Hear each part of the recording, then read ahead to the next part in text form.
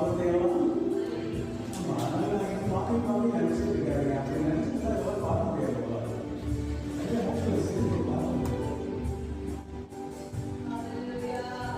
This morning you are a righteous man, you are a righteous woman.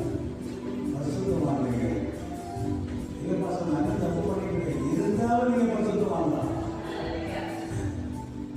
Hallelujah. Follow. Stand and sing.